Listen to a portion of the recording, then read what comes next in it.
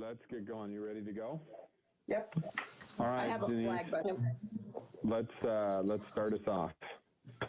All right, good morning, everybody. It is 9:04. We're a little late this morning, but welcome to the RTC board meeting. This is the regular board meeting for the Board of Directors for the Regional Transportation Commission for Washoe County.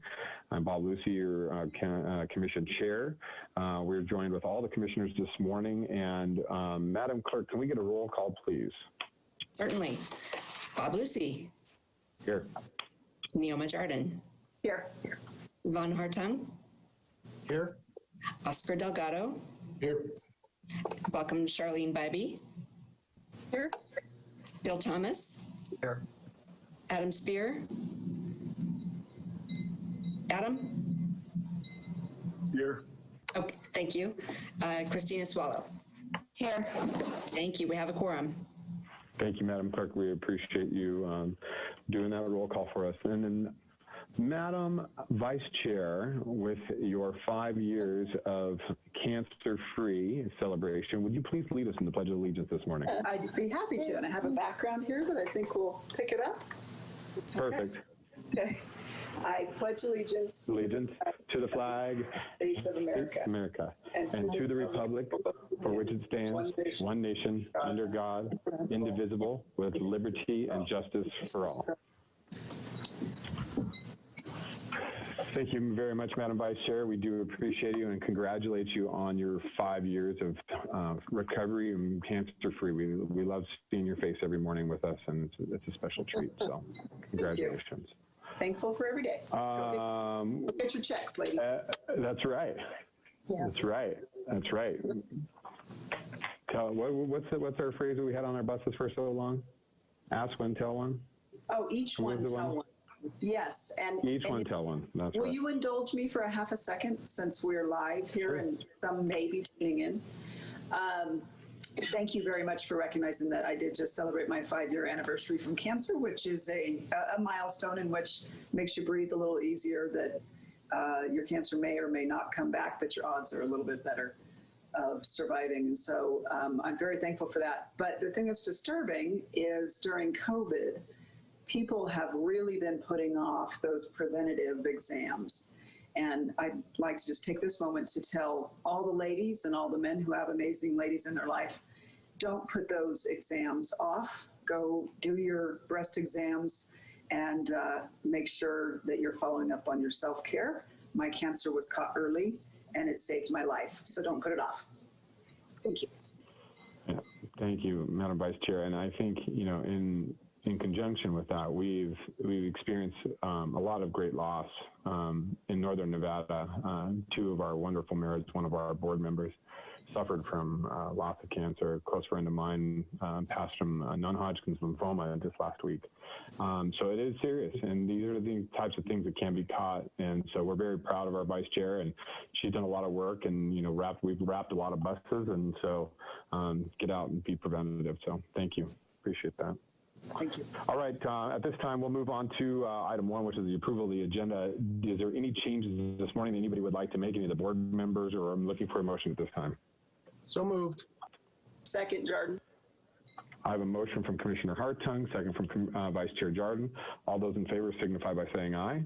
Aye. Aye. Aye. All those opposed? All those opposed? Motion carries unanimously with all commissioners voting. We are on to item 2. This is public comment.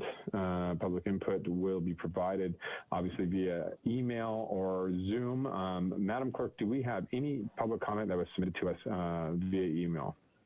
We have none, and it was due by 4 o'clock yesterday, so there will be no public comment for this meeting. Great, fantastic, thank you. Are there any members joining us via Zoom this morning on the public meeting that would like to speak at this time? Please raise your hand if you would. No, seeing none, we will close public comment. Thank you, Madam Clerk. We are on to item 2.2. Mr. Director Thomas, this is our monthly summary and technical citizens multimodal and regional impact fee advisory committee. I don't believe there's any changes to this. The reports are in the packet for each commissioner. Is there any discussion by any of the commissioner on this? Seeing none, looking for a motion to accept the report. So moved, Hartung. Second, Bybee. Have a motion from Hartung, second, motion from Commissioner Hartung, second from Commissioner Bybee. All those in favor signify by saying aye. Aye. Aye. All those opposed, motion carries unanimously.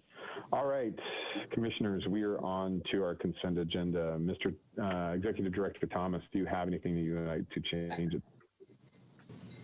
I do not, Chairman. Commissioners, any commissioners have anything that they'd like to have, any kind of detail in the consent agenda that they'd like to look at any in depth or pull out of the consent agenda at this time? Commissioner Lucy, I just want to note that on the approval of the minutes, I'm abstaining because I was not at that meeting. Okay. All right. So we will, what we will do, hold on one second, Ms. Bybee, let me consult with legal relief.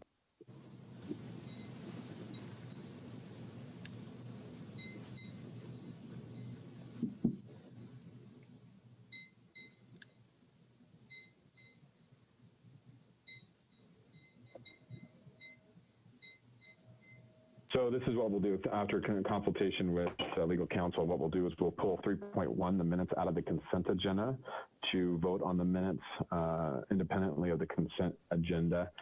So what I would do is look for a motion look for a motion to approve the minutes 3.1 from the August 2020 meeting from the commissioners. So can I have a motion? So moved. I have a motion from Vice Chair Jardine, second from Commissioner Hartung. With all those in favor signify by saying aye. Aye. Aye. All those abstaining? I'll be abstaining. Thank you. All right. So the motion carries unanimously with all commissioners voting, with Commissioner Bybee abstaining from the vote for 3.1. Now I'm looking for a motion for the remainder of the consent agenda. So moved. All right. I have a motion from Vice Chair Jardine. Do I have a second? Second, Bybee. I have a second from Commissioner Bybee.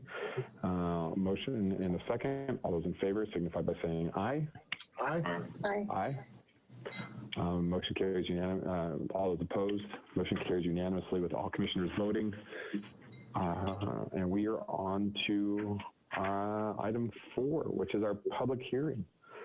This is not to be heard earlier than 9:05, and this is time certain. It is 9:11, so we will move into the public hearing and open the public hearing.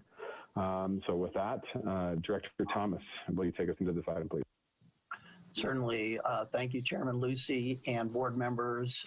This particular item related to ride service changes will be addressed by Jim G. from our public transit group, and I would ask Jim to go ahead and walk you through this presentation.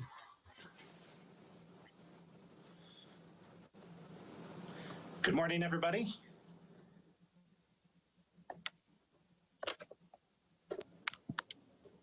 Good morning, Jim. How are you? Morning. I'm doing well. I hope you can see my screen now. We can. Okay, good. My name is Jim Gee. I'm the Manager of Service Planning and Innovation here at the RTC, and I'm here to discuss the upcoming service changes for January. These changes are very, very straightforward in that we are planning to extend our Virginia Street line, our Virginia Rapid, up to the UNR campus to match all the investment that RTC has made on that corridor. Just as a reminder to the commissioners, the BRT project is a 1.8-mile extension from downtown Reno up to the UNR campus. The entire project includes 8 new stations with a lot of associated roadwork improvement and just general and community improvement. This opening is planned for sometime in January of next year, with that approval dependent upon FTA's concurrence on the corridor. Our current Virginia line is our best route. It's always the top of the list in terms of route productivity. It runs from Meadowwood Mall on the south end to 4th Street Station at the north end, with service every 10 minutes on the weekday and every 12 minutes on weekends. 1 out of every 7 passenger trips on RTC is on the Virginia line. With the extension, we will run this route now up to the Lawler Event Center to go along with the rest of the BRT project. The frequency remains the same, but essentially this gives our best route access to a large group of 20,000 or so students, faculty, and staff on the UNR campus so they can have direct access to a large portion of the rest of the community. One thing to note is that this route will flow through downtown Reno as opposed to our other routes, which have an origin or destination at the end of the route at our downtown station. So while 4th Street Station will be a stop on this route, it won't be a layover point. Then the route will flow through similar to a subway line in a larger city. With the implementation of this extension, what we will do is discontinue what was a temporary route called the UNR Midtown Direct. This was a route that was instituted a little over a year ago to provide students access to the Midtown area. The current frequency is every 30 minutes on weekdays and weekends, and productivity has been fairly low for this route. And so as a temporary route, we're proposing to remove it and replace it with the Virginia line. Additionally, as with any service changes, we have a lot of miscellaneous time improvements that we're making. These are done to basically improve the quality of our service and our reliability. We collect a lot of data in terms of on-time performance, dwell time, passenger loads, and so on, and use that data to basically make our schedules better each and every time we redo our schedules. And then unrelated to the public hearing, but again, very important to us, is this October, we will be launching our new Flex Ride services in the Spanish Springs and Somerset Verdi area. This Flex Ride will have a new software provider, a new scheduling app. It's new service areas for us, but the existing Flex Rides will also have this new software and new scheduling app. And again, this is scheduled for late October. Public outreach for the service change itself. We did a virtual presentation, promoted it on social media, email, had a hotline for comments and so on. Generally, we had very little feedback because folks have seen this investment on the corridor, they've seen the construction, they know the service is coming and are excited about it. So in terms of feedback, it's been small but positive. In terms of rolling out the new Flex Rides, that will be a different marketing challenge. But we have rolled out Flex Ride services in new areas before. Our contractor, Spare Labs, has done transitions and done rollouts in new areas before, and they will help us with the development of a marketing plan. In terms of who we market to, our existing transit passengers are certainly a good audience, but in terms of outreach, we plan to go out to businesses. For example, the Spanish Springs Business Center has expressed interest in Flex Ride service for their employees. We'll be going out there to talking with them. Senior living centers are a great market for us for Flex Ride. We'll be talking to them. We do have individual brochures now on each Flex Ride, and so we'll be distributing those as far and wide as we can, and either at centers or perhaps locations such as libraries. And then generally what we find is with the Flex Ride, word of mouth is the biggest way that we're able to get that word out. People see that bus, they wonder how they can get access to it. And so we'll be engaged in getting our brochures out there and getting the vehicles out there and our promotional materials out there. That concludes my presentation. Be happy to answer any questions you may have. Thank you. Thank you, Jim. We appreciate your presentation this morning. Any questions for Jim this morning? Mr. Chairman. Commissioner Harrington. So Jim, I appreciate the great presentation. This dovetails into a question I had that I was going to ask later, but I'm glad we're talking about it now. The Flex Ride to Spanish Springs, weren't we originally scheduled to start that in September? We had scheduled it to start with the implementation of the new software. And so this morning, as a part of the consent agenda, there was the contract for that new software. and they estimate that they can have this service up and running sometime in October. Okay. And then you mentioned a little deeper into Spanish Springs. I mean, it's been a long road for us to get any transit out here. And you mentioned senior living facility, the one that's in the unincorporated area. There are, of course, in the coming Flex Ride service, that'll take care of one that's over in Sparks, which is Morning Star, which is off of Wingfield Hills Road. That's a great service to get to that facility. Even though they do have their own transit system, my dad is there, and I mean, it's certainly to say that it's convenient would not be giving it any credit. It's just not. Although the nice thing is when they take them to various places, they wait for them and make sure that everybody gets back on the bus. So that's a good thing. But we also have Cascade of the Sierra, which is over off of Neighborhood Way, right directly off of Eagle Canyon. Then, of course, the library, which is a huge draw in our community, the Lazy Five Park. So I'm hopeful that we'll talk about those additions to the system sooner rather than later. And then, of course, the business park that is being built out here. And then we've got, as does Sparks, a lot of residential growth out here, and the need is only going to get greater for some type of transit system. And I think that this is an eloquent solution as opposed to a fixed route, which really pushes people to specific stops. So what do you feel the timeline could be into the deeper Spanish Springs area? I think it depends on demand. One of the inherent advantages of the Flex Ride is that we don't have to wait to change it every 3 months. We can change it in as little as 48 hours if we see a demand. If we know there's a business that has employees that need to get to work, we can extend that service immediately. If we see a senior living center that has the need for the residents to get to the grocery store, whatever, we can extend that again immediately. So, we want to keep track of the service. We're going to manage the service on a daily basis using our performance metrics. Using all the data that we collect allows us to make a data-driven decision, so it's not purely anecdotal. But we do want to be cognizant of the fact that anecdotal relates to the customer experience. And so we want to keep track of that. But at the same time, we want to make sure we're making data-driven decisions so that we are putting our resources out there in the most effective and efficient way possible. So we're going to track the ridership, track the service requests, track our productivity. We'll know if we have slack times where we have dead spots. We'll know if we have times where we're too busy, which is a great problem to have.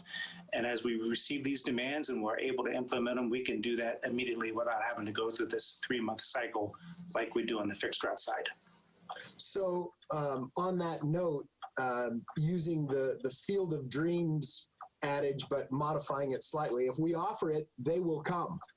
I guarantee you. Now, Sparks recently put through Wingfield Hills Road, which now connects Vista to the Pyramid Highway. So we've got that cross connectivity, so you don't have to go either all the way down to Los Altos or up Sparks Boulevard or out through Wingfield, just to kind of cut back and get over on La Posada. I think my sense is, and if we need to do this from an action from the board's perspective, my sense is that we need to offer this as soon as we're up and running with the software. And I'll bet you, Jim, that when people know and we advertise that this service is available, the seniors will start using it initially. I know that and Charlene, you can probably chime in on this. I know that there's plans to build more healthcare facilities out in Sparks proper. And we've already got urgent cares and et cetera, which do serve the community, but we've also there's the need right now to get people just down into Sparks for certain kinds of dental and, blood work, LabCorp over off of Bering and et cetera. I mean, there's a number of businesses that are healthcare related. And even to the point where we might be able to take up some of the need to get people to dialysis. Those needs exist today, Jim. So I'm excited about the offering of this, and I'm also excited over the fact that you say that we don't have to do these long rollouts. I'm in favor of trying to get them done as quickly as possible, because I've lived out here 33 years, and if you needed to get into town, you had to call a cab if you did not have transportation. That was the only way, or hitchhike. That was it. So I'm excited. Thank you, Mr. Chairman. I appreciate the time. Mr. Chair, I do have a question. Go ahead. Jim, and I agree with Commissioner Hartung on the need for our outlying areas, especially with an increased senior population. I've had residents in Wingfield Springs ask me about public transportation for those who are unable to drive and maybe don't have someone who can take them to appointments or for their various transportation needs.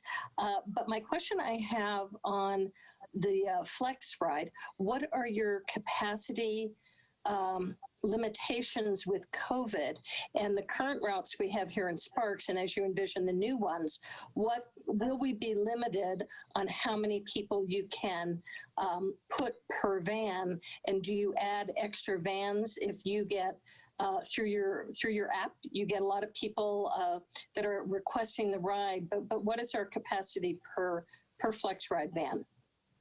So the Flex Ride has two different vehicles that are used for the service. Some of them are minibuses, and some are essentially minivans. The minibuses with COVID generally are carrying up to 6 people, the minivans less. But bear in mind that the Flex Ride is a point-to-point on-demand service. So it is only responding when somebody pulls out the app or gives us a call, and we're going to their location and picking them up. Just by virtue of that type of service, we're not getting large groups of people, because we're getting a person on, a person off, a person on, a person off, all throughout the day. So unless it's a large group that comes together and schedules at once, which we've had, like a softball team or a club of some sort or whatever, it's generally one on, one off, one off, one on, one off, but we don't really have COVID crowding issues. If we do have the chance where we do need to have extra vehicles out there, again, the software allows us to manage that vehicle load. And if we need 3 vehicles at some point, we can do that. If we only need 1 vehicle at some point, we can do that. Okay, so the COVID restrictions on capacity are already dialed into the app, so the app would know if it had too many people to add a van, or that's dialed into the app, into the software. Yeah, the app, it's the management of the app itself. We have the vehicles plugged in there. We give each vehicle a seating capacity, and so the app manages the number of people that get assigned to each vehicle. Okay, perfect. Thank you so much. Commissioner Barbie, Mark Maloney also had some points he wanted to add as well. Thank you. Thank you, Chairman, Commissioners. Mark Maloney, Director of Public Transportation. You mentioned the fixed route as well. We've been keeping a very close eye on our fixed route. What we've done is actually marked off spaces for people not to sit. Because of COVID, our ridership is about 40% down versus last year, so that has given us the extra capacity. So the fixed route, we're monitoring on that end of it, and when we have drivers available, if we have a peak service that's very heavy, we'll boost that with another bus. As Jim pointed out, on the microtransit side, the software pretty much manages it on a per trip. And what it'll do is instead of on the fly, it'll basically push off to the next possible vehicle. So if a vehicle gets to capacity on the software, if it just happens to, as Jim says, it doesn't happen often because it would take a group activity.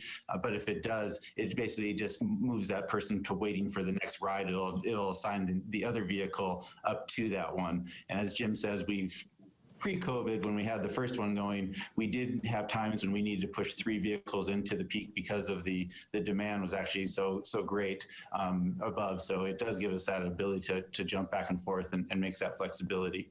And it helps us to do, Commissioner Hartung said, if there's an area that's we need to service, like we've learned in the Sparks area, such as the senior center, which wasn't in the zone, we can add that just as a point of interest. And then those people can be served and the zone doesn't increase, but those people can go in and get the vehicle from that point of interest directly back and forth. So it helps us limit the amount of service that we're using or wasting. You wouldn't just expand a zone if there wasn't need, but if there's a point that's 3 blocks away, that vehicle can be requested to that point and back. So to kind of answer both those kind of questions, hopefully that gives some clarity. Thank you. And the technology is phenomenal and will only continue to improve. And I mean, the efficiencies are just amazing in what we can do with the new technologies. Thank you. Great. Anything further from any of the commissioners? Madam Vice Chair. Thank you very much. It's kind of surprising how many people aren't aware of this program, and I understand that it's still kind of evolving and it's expanding in different areas. But I was just having conversations yesterday with some folks out in the Verdi, Somerset, Del Webb area, and letting them know that service was coming their direction, and they're very, very excited about it. And I do see this as kind of the future of public transit as it relates to the outlying areas and the underserved areas in a very efficient and environmentally sound and better way than the big buses that are, as many people say, are half the time are empty. So I appreciate the RTC, and I've said this before and I'll say it again, kind of stepping out on the front edge of this and taking the lead in a new way of doing things. And just on behalf of the seniors that I talk to who can get that door-to-door service, because fixed bus routes often don't work for our seniors, just thank you for sticking with this program, working out any bugs we might have had, and expanding this to serve our populations that really, really need public transit and have kind of been missed for quite some time. So I look forward to this expanding throughout our community even more. So thank you. Great. Thank you, Madam Vice Chair. Any other comments? Commissioner Hartung. So yeah, Jim and Mark, the one thing that maybe we can kind of, actually 2 things that we can dovetail back is on our website, it would be nice if we had some information, because right now there's no information at all about the rollout into Spanish Springs. There was, but I was unable to find it. Perhaps I'm just not looking in the right place, but I kind of scoured our website, and I did have a page marked, but it's only in Sparks now. So that's the first thing. And then the second thing is, I know out here in Spanish Springs, we were doing a senior meals program at the Lazy 5 Center, and we were serving probably 25 or 30 people a day. It was a lunch program. So what I'd like to, when we get a little closer to this, I'd like to talk to staff about how we can work backwards with those meal services and make sure that they're able to assist some of those people, and even the one down on 9th Street. And I know that there are others around town where we've got seniors that we're feeding seniors at specific places, to make sure that we're doing as much as we can to try to accommodate that need, because many of them may not have a ride lined up. And so, and I know some of them were literally carpooling because, one would be able to drive, but, 2 or 3 could not. So they kind of worked their own little carpool out. But maybe we can work backwards with Health and Human Services and just some assistance with getting them on board with this new program, and of course the website. Thanks, Mr. Chair. All right, thank you, Commissioner Hartung. You know, obviously this is a discussion in regards to the service adjustments for the RTC RIDE program. I think we've covered quite a bit about that. We can bring back as some future agenda items some kind of more robust discussion in regards to maybe some additional service as it pertains to maybe different service needs. So that's something to look at. But as it goes today, we've had the staff presentation and comments from commissioners. And right now, Madam Clerk, was there any public comment submitted in regards to changes to this item? No, we had no public comment. All right, seeing no public comment, is there anybody? One more thing, Mr. Chairman. Let me just. Are we making sure that as we roll this out, that the paratransit users understand that this is not taking place of our paratransit system? I believe it's access. Yes, Commissioner. Mark Maloney, Director of Public Transportation. Yes, what we have actually done is advertise this to our paratransit access riders because it is an option for a same day at a cheaper rate. So we actually feel if we can move some of them to a same day quicker service, that they'll actually get improved service for less of a fare. So we're hoping to move the more able ones and ones that are needing to go more immediately, something, not doing a 24-hour reservation, to this service. Okay, I did not realize that. I thought access was, we were still dealing with, but access is not going away, correct? No. Okay, No. Okay. Thanks, Mr. Chair. I apologize. All right. So with that, we've had staff presentation, discussion from the commission. We've looked for public comment. We have no public comment on this item that was submitted, nor is there anybody on Zoom today that would want, has been issued an opportunity to raise their hand and discuss this at this time. So with that, I'm looking for a recommendation. The recommendation is to approve the January 2021 RTC RIDE service adjustment currently scheduled for January 2nd, 2021. Looking for a motion. So moved, Hartung. Second, Jordan. I have a motion from Commissioner Hartung, second from Vice Chair Jordan. Call for the vote. All those in favor signify by saying aye. Aye. Aye. Aye. All those opposed, motion carries unanimously with all commissioners voting. All right. Thank you very much, everybody. We are on to 5.1. Director Thomas. Thank you, Chairman Lucy. At this time, we have a presentation regarding from the Metropolitan Planning Organization portion of our agency, and I am going to turn that over to Dan, I believe, who's going to make the presentation. So Dan, if you would like to go ahead. Thank you, Mr. Director. Thank you, Mr. Chair and members of the commission. Dan Denges, RTC Planning Manager, for the record. Can everyone hear me okay? Great, thank you. So I'm going to pull up a presentation here. Bear with me. Got kind of multiple monitors, so it's always a little tricky. Hopefully everyone can see that. Okay. Let me just minimize our faces so I can see. Okay. So as Director Thomas kind of introduced, I'm going to provide a presentation on the Eagle Canyon Extension Alignment Alternatives and Planning and Environmental Linkages Study. It's kind of a mouthful, but we'll kind of get into what all of that means here momentarily. So this initially kind of came about back in 2017 when RTC was conducting its North Valley's multimodal study. One of the suggestions we heard from the public, kind of a conceptual level, was could we look into providing a connection between the North Valleys and the Spanish Springs area? And kind of anecdotally, we heard that there was, quite a bit of people maybe working in North Valleys and living in Spanish Springs and vice versa. So it kind of set up the initial approach to the study. And so kind of the purpose and need is we're looking at this connection that could serve the two growing areas of North Valleys and Spanish Springs. And more specifically, we're looking at Lemon Valley and the North Valley side looking at improved regional traffic circulation and access, and improved emergency evacuation and response. And this is really kind of with an eye toward the Reno-Sparks Indian Colony. We've been in conversation with them as well as the Truckee Meadows Fire District.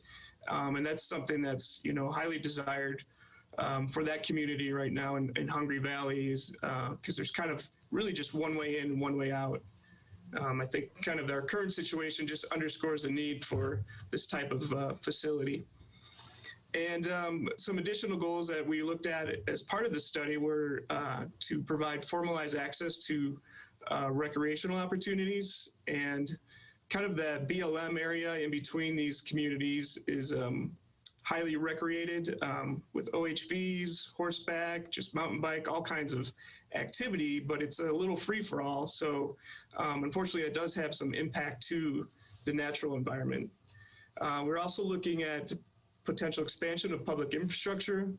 We've heard from our partner agencies, jurisdictions, that they would like to look at extending some utilities across this region.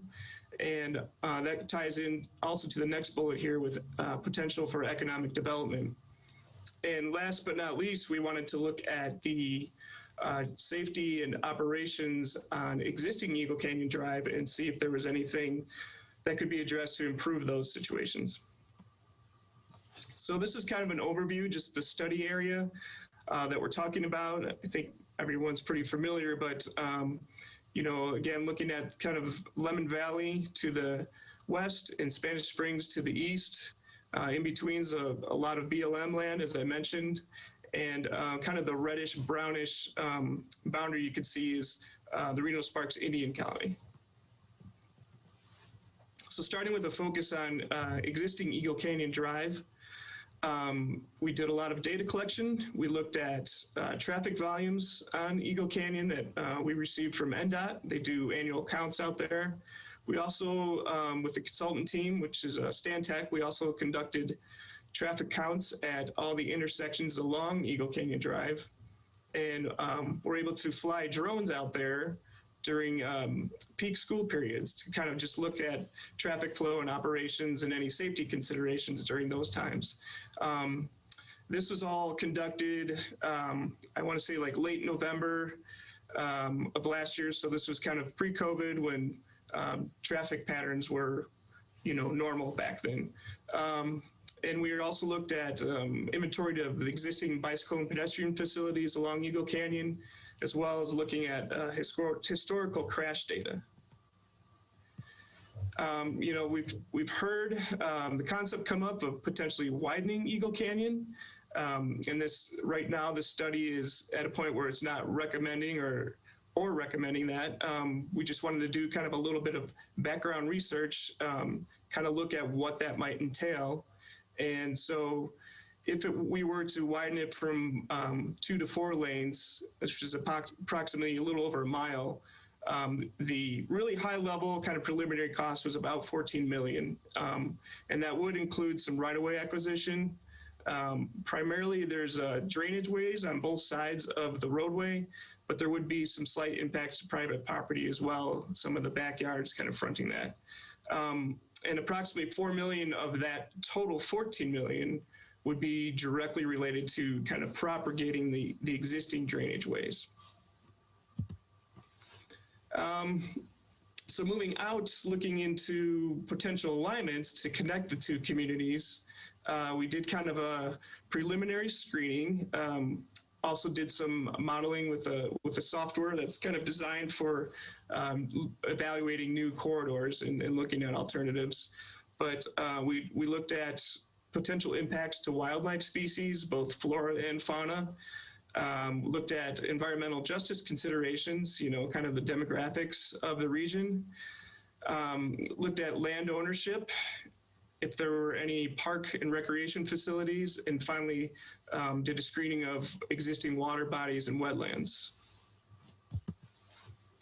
Once we kind of assembled all this information, we went out for some public outreach, and this was back in early March. So right about the time that kind of the pandemic was making the headlines and people were really starting to changes our patterns a little bit. But we were able to fortunately get 2 public meetings that were fairly well attended. We held one in Lemon Valley and one in Spanish Springs. We also concurrently ran an online survey, and we had about 631 respondents. So I was pretty pleased with the response rate on that.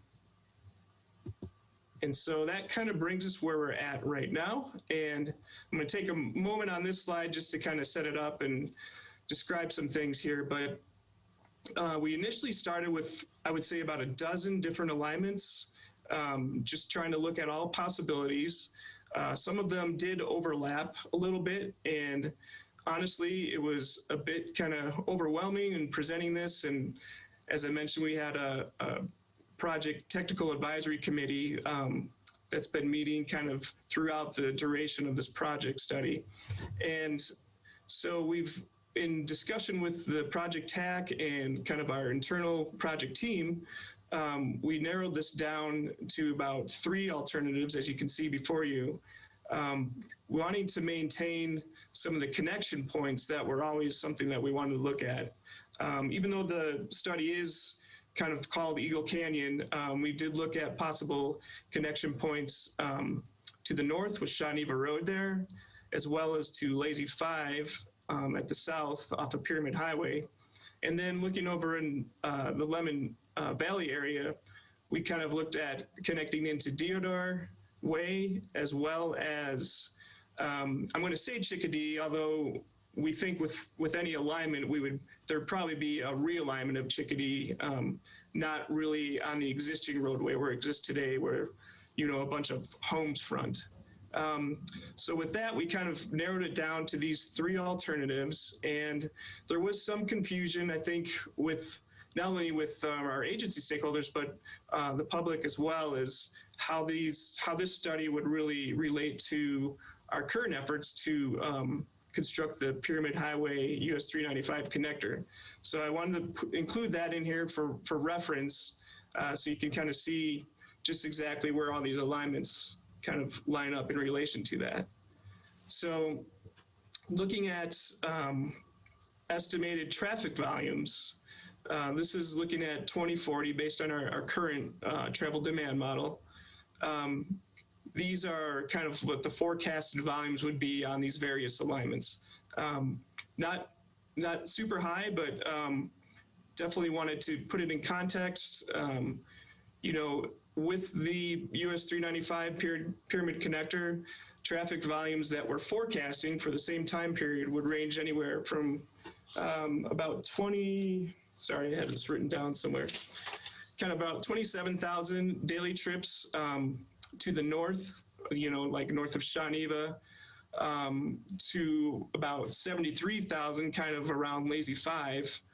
And then with the split of the connector, we're looking at approximately 50,000 on each leg. So each of these alignments, we modeled it in relation to the connector, and it did siphon off a little traffic off of Pyramid Highway, but it was pretty negligible compared to what the total daily volumes would be. We also kind of looked at it, just kind of an order of magnitude cost of what these various alignments would cost. And coincidentally, it seems that the lower volumes kind of correspond with lower costs. But again, that's actually just coincidentally. So with that, we're kind of looking at these different alternatives right now. And with possible, you see the yellow dash line is a possible spur off of Lazy 5, maybe going up toward Chickadee as opposed to Deodar. There's, talk of some development happening on both sides of these connection points. So we're closely monitoring that and seeing how that might influence where some of these alignments might reside. And so just kind of circle back, this is really a high level look right now at the study. Really the context is to determine if the project is feasible, giving all of our kind of inventory and things we need to consider to advance it. And I also wanted to reiterate, there's other projects in the vicinity, such as Pyramid US 395 and efforts to widen Lemon Drive that we're looking at that we're already in design, moving toward construction, and these are going to be constructed well in advance of any final alignment should one be deemed feasible. Obviously, with those projects, traffic patterns are anticipated to continue to change, and we are definitely anticipating growth in both communities. Even despite, the way things are now, it still seems like we have a healthy housing market, and both of those communities are really just booming. So this study will basically advance up to 3 alternatives into the NEPA process and kind of does all the background underlying work to kind of set the stage to hopefully make the NEPA process a little more streamlined. And then kind of our next steps, I mentioned, we've been meeting with our project technical advisory committee throughout. We wanted to present this to you today. We feel like we're at a good spot to hear some feedback and then circle back with our project TAC. Concurrently, we're going to be drafting a report to kind of summarize all this information, including possible safety and operation recommendations for existing Eagle Canyon Drive. And once we have kind of a draft report ready for viewing, we want to take it back out to the public. It will likely be a virtual public meeting at that point. We don't really have a date nailed down at the moment, but it will likely be in the near future. And then after we do get some public comment and feedback, we will finalize the report. And that concludes my presentation, and I'm happy to answer any questions you might have. Thank you, Dan. We appreciate the report on the extension for Eagle Canyon. So with that, is there any commissioners? I'm seeing Vice Chair Jardin. You're looking like you're ready to speak. Yes, thank you very much. So I guess my question is this: obviously, in the balance of all things funding, just as it relates to the capacity and new road needs in our community, I just look at this on balance with maybe some of the other things we're seeing, and where we're seeing some of our most imminent and explosive growth, and how that relates to this project. And I understand this is on the very early stages. We're not putting a lot of resources in at this point, but it gets to a point where we will be. And I'm saying that because I know that our needs as they relate to, and I know this is an NDOT road, but RTC is a partner in this, is the McCarran Loop issues, particularly the North McCarran, the North Virginia Street widening, and its connections up to the 395. And in particular, the explosive growth that is on the books or coming in the books very soon is in the Verdi area. So I just say that in looking from the 30,000 foot perspective is when our resources get deployed, where are the most imminent projects and thereby traffic impacts going to be? I'm not saying there's not going to be on this particular road, but I would like to explore the other needs in other areas as it compares to the imminent need for this particular route. Absolutely, and that's a very fair question. And I think through our regional transportation plan process, as we're getting close to kind of evaluating the project suggestions we received in comparison to what we kind of already have on the books, we'll be going through this prioritization process and updating our travel demand model with the latest land use and employment forecasts, which should really help kind of guide that discussion. And so, we're at that point, we'll kind of see, where this really falls. I agree with you. I think there's probably some other areas within the region that would likely need more attention. But we didn't want to just, kind of acknowledge the suggestion, but then just put it on the shelf. We wanted to at least, if you will, get a line on the map. So if we circle back and there is a time when there is a demand for this, that we kind of have the underlying groundwork done. And I get that, and I appreciate that, and I appreciate the work on this. I guess just, again, I'm being a little protective of areas in my district in the 3,000 housing units that are coming in, some under construction and some coming in, which will complete out the development areas in the Somerset Verdi area. And there's already obviously some congestion traffic issues that we're having in that area. So, and I guess my other question is, with this particular route, is it to accommodate future developments that would flank this road, or is it somehow to funnel traffic from one point A to point B, which then just delivers the traffic to other bottlenecks? I'm trying to better understand. Yeah, we're what really, the need is. Sorry. Yeah, we're really looking at it through the lens of kind of making that connection, the point A to point B connection. You know, obviously, if a feasible alignment is selected, when we get to that point, we'll be doing some very detailed engineering to see kind of what those potential traffic impacts would be, and you know, likely design accordingly to accommodate any shifts or I guess diversion of traffic, if you will. So, okay, my last question. I apologize, Chair Lucy. I guess my question is this: is the goal of this road to accommodate people living in the North Valleys and or Spanish Springs who are traversing back and forth, and to eliminate or alleviate them from going south and then hitting 80 in the spaghetti bowl? Or is there some other objective by this connectivity between Pyramid Highway? I'm trying to understand the why. Do we have some data that shows there's a large contingent of folks that drive from Spanish Springs down onto 80 back up to the North Valleys to work and vice versa, and we're trying to alleviate and add another road for that? Is that what it is? That's part of it, and that's kind of how this concept was born. But we are looking at it in kind of the broader sense of regional connectivity too, and just providing those options, yeah, to limit some of the traffic that might go down over McCarran, up Pyramid. Got it. Okay. Yeah, and just looking at it from, when we kind of, with our project team, we kind of looked at it from what we were saying, like a community connectivity. So looking really specifically at those two North Valleys and Spanish Springs, but also regional connectivity and evaluating it from that sense as well. Okay, that gave me better perspective. Thank you.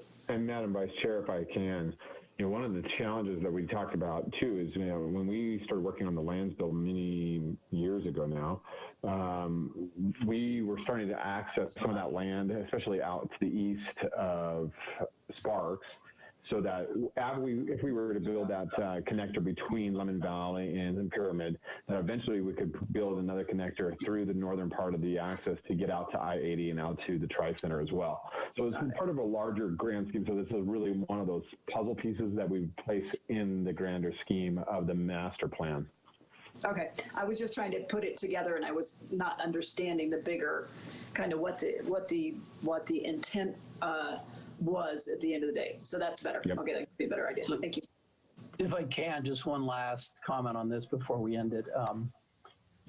I would say that the importance of making this a thing, or getting to the point where we have some options, is that as the community develops, we need to have a plan, because a lot of the opportunities to get out of or connect to Spanish Springs, the kind of doors are closing behind us. So I would see this more as a forward planning decision, because the volumes that you saw from Dan would be very hard to justify the expense of a road like this with those kind of numbers. But if we don't have a plan for a route, more from the connectivity standpoint, likely at some point in the future, and it may be 15 years out, we won't have very many good options.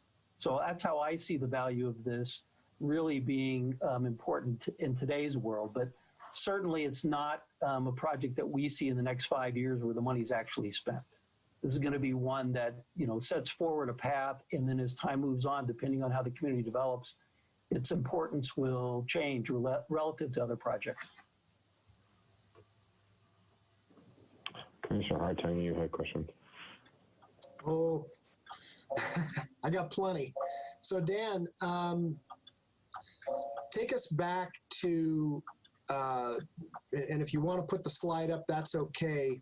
The traffic counts on Eagle Canyon. Tell me what those are. What are those ADTs currently on Eagle Canyon as of November, when you guys did the counts, November 2019? And forgive the background here. Sure. Yeah, I apologize. I don't have a slide specifically showing that, but I can tell you. I know that. But you said you had those counts. What are those counts? I kind of know what they are, but I want to get them on the record. Sure. So more toward the intersection with Pyramid, we were seeing counts as high as about 20,000 ADT, average daily traffic. It was lower. That's Eagle Canyon. Eagle Canyon, correct. Yeah. And on the kind of toward the west end, they're significantly lower down by Calle de la Plata, as you would expect, because you're kind of getting away from the residential neighborhoods there. But so there's a pretty big range. But if you're looking kind of max, we're looking about 20,000 toward the Pyramid Highway intersection. And so I served on the Citizens Advisory Board at the time when the widening of the lower end of Eagle Canyon came to pass. And we knew at that time that we needed to widen it all the way up to West Calle de la Plata. So notwithstanding the need to get over to Lemon Valley, I'd still like to keep that on the books. There's no other place in Washoe County, maybe even in Nevada, where you have an overcrowded high school, an overcrowded middle school on a 2-lane road and residential surrounding it. There's just no other place. And I have to be honest, when all of this stuff was approved, I was flabbergasted because we still have the potential through the city of Sparks for what we've always referred to as Section 33 to be developed, which is that section that's right above to the west of Spanish Springs High School. And there is some connectivity that goes, that sort of heads south and picks up Lazy Five Parkway or Highland Ranch or however it gets funneled. But the fact still remains is that there is some potential for that to be developed at some point. Now, as we talk about the road in its entirety, one thing that we've left out, and I know, Mr. Chairman, you've looked at this on a number of occasions, and that is the potential for two things to possibly happen. One, as the airport, if we widen, when we widen rather, Lemon Valley Drive, that's going to give access to the backside of the airport and access to infrastructure, which could be a great reverse flow process because you could have a lot of great industrial and commercial happening on that backside of the airport. They have many thousands of acres. I don't know, what is it, Bob, 45 or 5,000 acres to develop on the airport property, but I know some of it's on both sides. But that gives us the opportunity to open that up. And then if we do decide to put it across tribal land, it could open up the possibility that the tribe would do some industrial and commercial on their properties, which would, again, give us some reverse flow because that would create a bunch of jobs. But my question with respect to that is, who pays for the road going across tribal land? Do we pay for that, or can we get some assistance from and through the feds, through the BIA, to build whatever, I don't know, 2 or 3 or 4 miles, whatever it is across tribal? Yeah, I do know there are programs out there specifically geared toward development of roadways on tribal properties. I think that's the Tribal Transportation Program, I think is the name of it. And, in talking with staff at Reno Sparks Indian County, I know they're very familiar with these programs. And, we're not really at the point where we would identify any funding sources yet, but kind of, I would say all options would be on the table once you know, if we were to get to a point where we would start to look for funding. Okay. So then, Commissioner, really quick too, you know, on those tribal transportation funds too, but most of those funds usually very weakly funded, unfortunately, through many of our FAST acts. They have not, the Surface Transportation Acts have never really funded those tribal transportation acts to a great extent. You find that the tribal lands often fight for dollars significantly on their lands to build roads. So a lot of those dollars, if you were to finance something like that, it would have to come through RTC and be a joint venture, really. okay. No, I'm just putting it out there as a possible funding source for at least a piece of it.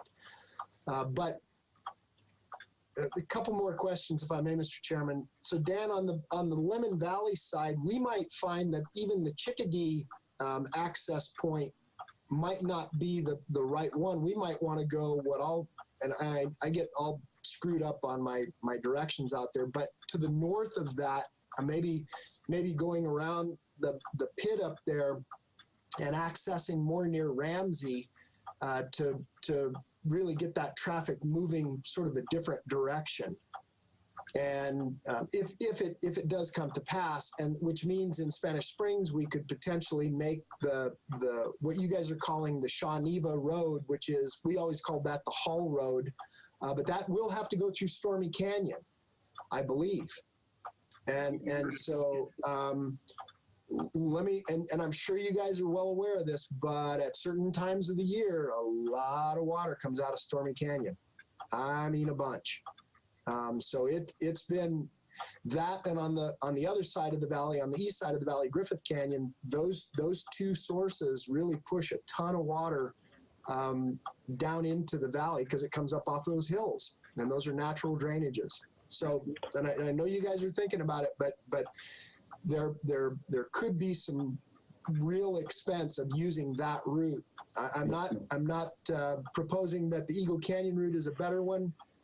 On that route, though, on Eagle Canyon, and you said $14 million to widen up to Calle de la Plata. Does that include, or West Calle de la Plata? Does that include sound walls and dealing with? That's just widening and property acquisition. Right. Yes. Sound walls were not part of the estimate.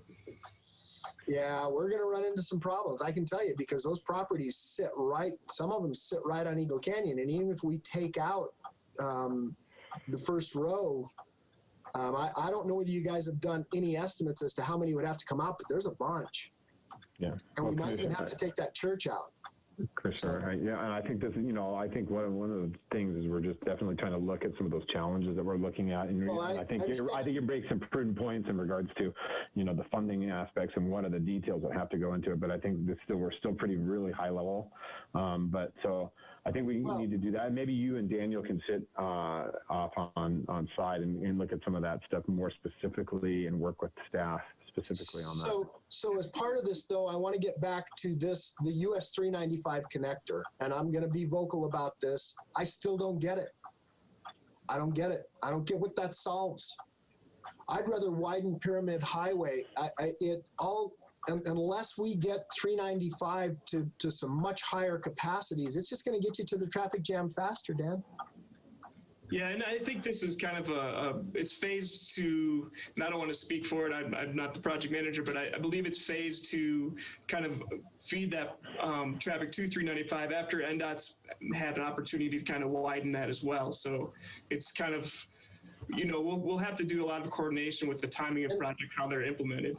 And one last thing, Mr. Chairman, if we decide to take the more northerly route, which is the Shawnee-Va Road route, we're going to have to widen Pyramid Highway. There's a huge section of Pyramid Highway that would have to be widened from essentially, and you guys have heard me talk about this, Egyptian/Sunset Springs, and north of the existing intersection, and that's all 2-lane, north of the existing intersection at Calle de la Plata and Pyramid.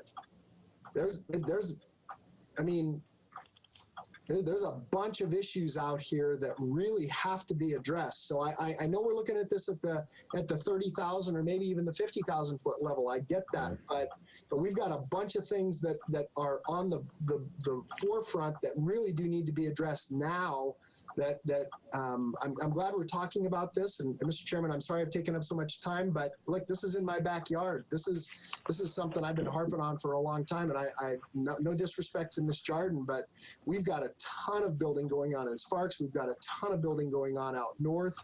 It's growing everywhere. So I think the conversation is prudent, and I think it's definitely one of those conversations we need to have. I think there's a lot of details that still need to be worked out, and I think as Daniel pointed out, this is a 2040 plan, which is 20 years out from now. But we do definitely need to take those discussions on now to kind of get some of that direction for staff. But it really is difficult to see with that crystal ball that far down the road. So it's just, I think it's good discussion, but it's something we need to continue to work on. I don't know if we're going to have all the detail today. Madam Vice Chair. Thank you too. And I tend to be more aligned with, and not that we're not all aligned, with Commissioner Hartung on this one. I have long struggled with the understanding of the need for the 395 connector, and notwithstanding the bigger picture, the 20, 30 years down the road and the connectivity, you always have to be looking that far ahead. I guess my only parting comments on this is certainly not, and I understand we're in the early stages, there's no real funding that's been identified or laid towards it, but I also know that this is the first step, and all of a sudden it does come to fruition. And I just wouldn't want to see this very large project somehow jump in front of some other most immediate needs with immediate growth and immediate attention in our current situations. That's my only concern and my only context, that it not somehow get moved up on the ladder ahead of the Pyramid Highway needs and the Verdi needs and those sorts of things, where we have developments, units on the books in and coming in, and road capacity issues right now. That's my final comments. That's my only concern. I'm not poo-pooing on this. That's a technical term. No, and I think you're right, Madam Vice Chair. I think you and Commissioner Hartung are very right. There are a lot of imminent needs that we need to address from the RTC standpoint in regards to addressing the low-hanging fruit. But as the region's MPO and as it pertains to transportation, we do have to have that forethought about where our community is going and how we're going to be able to facilitate the needs of our community through transportation. I said it time and time again, transportation is always the nexus for every development within our community. If you can't get there, you can't build there. So we need to think about that as we move forward. And I think Commissioner Hartung makes some very valid points. So we do need to address some of the connectors and some of the throughway roads, those regional connectors for that. But you go back and think about Southeast Connector, had we not done the work in regards to alignments we did 30 years ago for those alignments, we would be in a different place today. That road would not be built. And we've had 30 different alignments that we looked at over the years, and ultimately came with one because of the NEPA process, because of the number of the challenges that we have to go through over the time. So yes, we do have to have the conversation now for future planning. Doesn't necessarily mean we build it today? No. Are there other needs? Absolutely. But it does necessarily have the conversation back to what Executive Thomas said earlier. You got to make sure you have some options available before there are no options at all. Any other discussion on this item before we let Daniel go and we'll move on to our next item? All right, seeing none, I'm looking for a motion to accept the report. So moved, Hartung. I have a motion from Commissioner Hartung. Do I have a second? Going once, twice. I'll second for... Reluctant second. Okay, reluctant second from Ms. Conditional second. Okay, this is just to accept the report. Accept the report. Exactly. We're not spending any money. We're not doing it. We're not spending any money. We're not moving it up on a priority list. We're just accepting a report. Duly noted. A wonderful report that Daniel put very much a lot of time and effort into. So let's just accept it. Yes. And by the way, Mr. Chairman, great job, Dan and staff who've worked on this. You guys did a great job with all the community meetings out here. This is not an easy one. This is a tough one, and I really appreciate the deep dive. Thank you very much. All right. Thank you, Dan. All right. I have a motion and a second. All those in favor signify by saying aye. Aye. Aye. All those opposed. Motion carries unanimously to accept the report and nothing else. All right. We are on to item 6.1. This is the Executive Director's report. And with that, Director Thomas, the floor is yours, sir. Thank you, Chairman Lucy. I'm pretty excited about some of the announcements I have today, but I did want to start with acknowledging Adam Spear is now at the virtual dais with us as legal counsel to the board. Originally, we had scheduled this to happen in October, but because of some opportunities, we moved it forward today. So I know you all welcome him in his virtual dais position here, but starting today, he will be legal counsel and will lead our legal services. As we've talked before, this is one of the things when I came on and talking to you as the members of the board, as well as some interest and some opportunities I saw in terms of efficiencies and effectiveness. This was one of the changes that I was very excited about doing, and it's moved much quicker than we thought. So thank you, Adam, for taking the lead on that. I do want to take the opportunity to thank Dale Ferguson for all the work he's done over the years, because I know he's been an important part of the board's success and the advisor for the board for many years. Dale and his firm will be retained as part of our team. It's just that he will no longer be the staff legal counsel or the general counsel to the board. So I know you all will be developing a stronger relationship with Adam as we move forward. And I look for opportunities for he and I to get with you to better define your needs in developing that relationship. Secondly, I wanted to make an announcement, service anniversary announcement. So Heinz Schoner, who's one of our facilities maintenance specialists, has been with RTC for 25 years, which is certainly one of the longer term employees that we have in the organization. I know Heinz is very important to our organization. As you can imagine, for somebody in that position, he knows literally where all the bones are buried. So he's a very important partner in our organization in making sure we maintain our facilities. So I wanted to say on behalf of myself, the board, and the rest of the RTC employees, thank you very much, Heinz, for all you've done.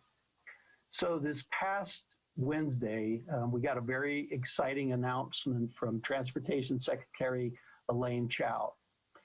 She announced the Better Utilizing Investment to Leverage Development, which is otherwise known as a build grant allocation and awards from the U.S. Department of Transportation. And I'm sure you've all heard, but we're very excited about the fact that we were one of the few groups chosen going across the country to get a $23 million grant from the Department of Transportation for Pyramid Highway.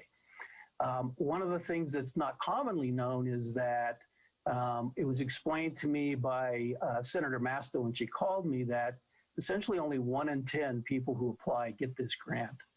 And I know Director Swallow is very familiar with this program too. And I know when I came on, it was, I was told that the chances are pretty tough that we would get this grant because it's very, very competitive. So I'm extremely proud of our group for the success in getting this grant. The project itself will improve safety and mobility and widen approximately 2.4 miles of Pyramid Highway. Approximately 1.6 miles from Queenway to Los Altos Parkway will go from 4 to 6 lanes. And then we will reconstruct approximately 0.75 miles of existing 4-lane roadway from Los Altos Parkway to Golden View Drive. It also includes installation of smart traffic signals, widening the median, shoulders, bike lanes, and sidewalks, and installation of enhanced drainage and stormwater infrastructure. So a very robust project.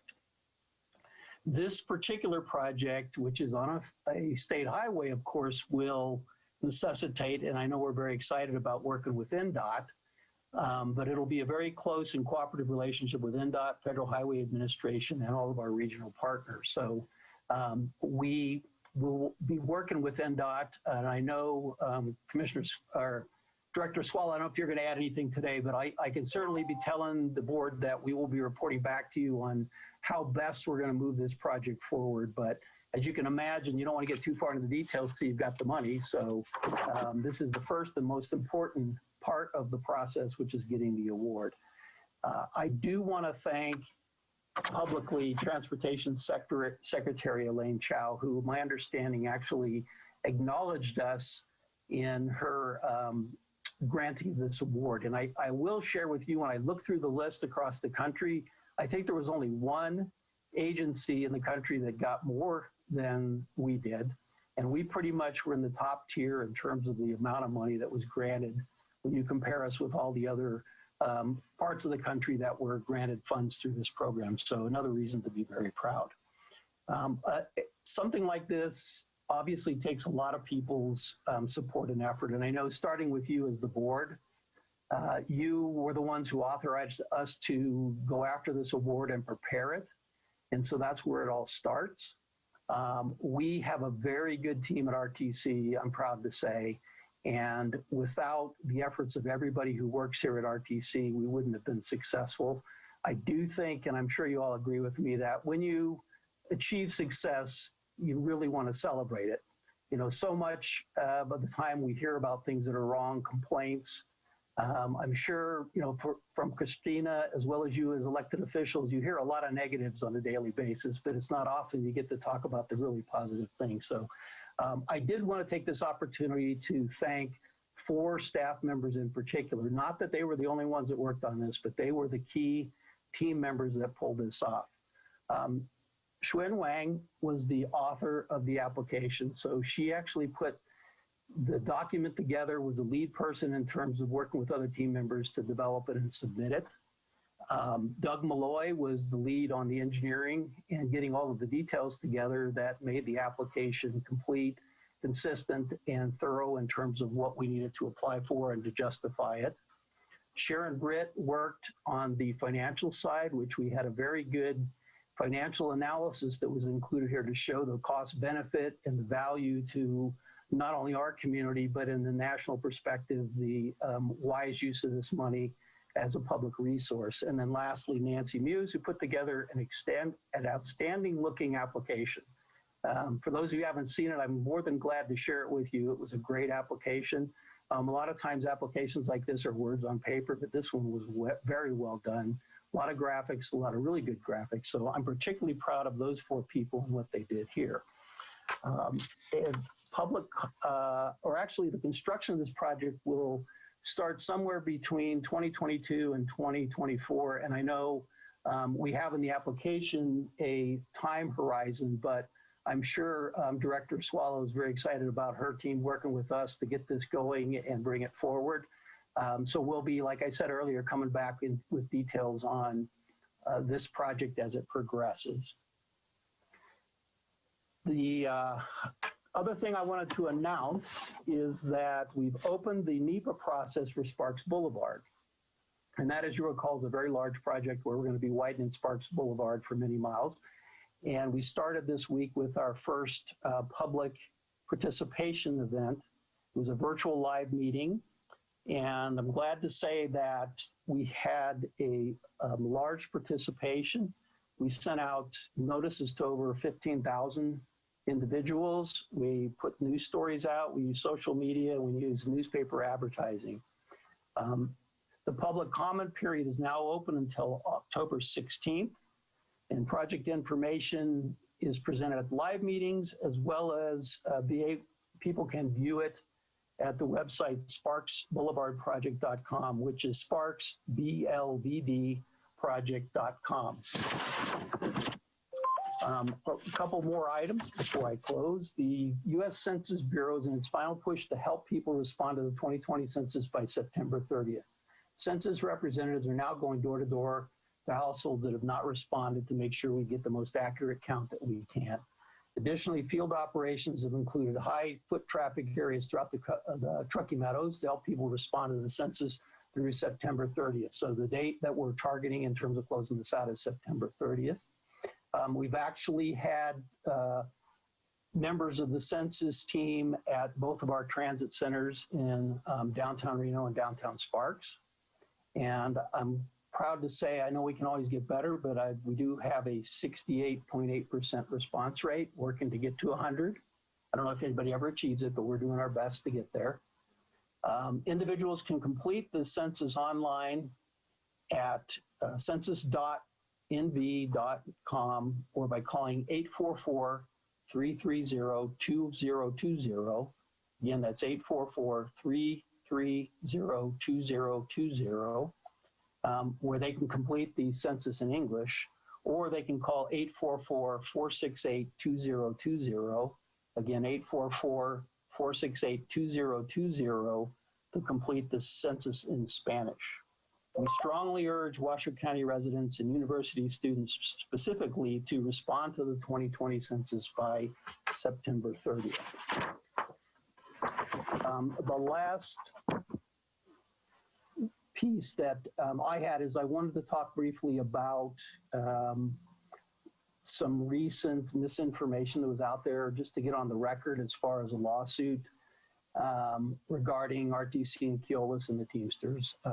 RTC has not been served with any lawsuit regarding enforcement of the governor's directives relating to the pandemic. In fact, we've worked very closely with Keolis and MTM, our contract transit providers, from the beginning of the pandemic to assure compliance and follow best practices in responding to the COVID virus. Creating an environment that is safe for our coach operators and our passengers is not just a requirement, but it's essential to us having a well-functioning and safe transit system. Our passengers and the public in general are primary concern to us as we provide this service. To that end, Keolis has been able to track passenger compliance and has shown that there is a compliance in the very high 90% level in terms of passengers wearing masks. So please be assured, all of you, as board members, that we do everything we can daily, weekly, monthly with Keolis and MTM to make sure that we stay on top of the best practices in terms of responding to this terrible virus that's created so many challenges for all of us. So with that, I will conclude my presentation. Thank you, Director Thomas. Now, is there any questions for Director Thomas in regards to his executive report? Commissioner Hartung. Thank you, Mr. Chairman. Yeah, Bill, I want to just thank staff for the hard work that they did on the grant for the Pyramid Highway. The castigation that we're suffering, though, I will tell you, and this was something that I had heartburn over, was just taking that third lane to the top of the hill. And I know that we want to kind of do this all in one fell swoop, but if we can get that piece of it done, the first piece of it, that will funnel a lot of traffic and make it a lot easier to deal with the second pieces of it, getting it, down to Los Altos. A lot of people are trying to get to Disc Drive, and you and I, Bill, need to just take a drive, and I can demonstrate, especially during peak hour flows. If you're in one lane, it works for a time, but then you move over. If you're in the number one lane, and then you move over to the number two lane as you start to broach the top of the hill, because of just the way the whole Disc Drive interchange or that intersection works. Ultimately, if we want to make Pyramid flow better, we get rid of that intersection and make it an interchange, and so that there is no light, and then that actually will really help out. If we would have done that to begin with, we probably wouldn't have to widen Pyramid. It would probably have taken care of a lot of the issues that we have in terms of backing up, sometimes all the way past McCarran. So I'm thrilled, but I'm a little disappointed in the 22 to 24 timeframe. That's just a little frightening to me. So I'm hopeful we can get moving a little quicker than that, because I wonder if we start in those timeframes, will our $23 million get us all the way where we need to be? Are those dollars going to be the same by 2024, let's say? So, but thank you, staff. And thank you to the visuals. That just goes back to what I've done for years. Visuals are everything in a presentation, Bill. It absolutely makes the day, and people get it as opposed to, reading page after page of the written word. So great job. Thank you. Thank you, Mr. Chair. Thank you, Commissioner Hart. I appreciate that. Yes, and this would be a great benefit. Obviously, any benefit to that thoroughfare will be great, and it's definitely appreciative to all the staff time and work. And as the executive director pointed out before we move into the federal report, over the years that I've been able to travel as a member of this organization to DC, our organization is well regarded in Washington, D.C. Amongst the Department of Transportation, not only with FHWA, but the Highways and Transit. I mean, everybody really does respect Washoe as one of the major players within the United States. So from when you talk about counties, the amount of counties across this nation that have regional transportation commissions, and we play amidst some of the bigger players, it's a major deal. So my hat's off to staff and what you guys have done. Madam Vice Chair. Thank you, and thank you, Director Thomas, for your updates on a number of those fronts. And that $23 million grant was a wonderful, wonderful surprise that came in that really is going to benefit the entire region.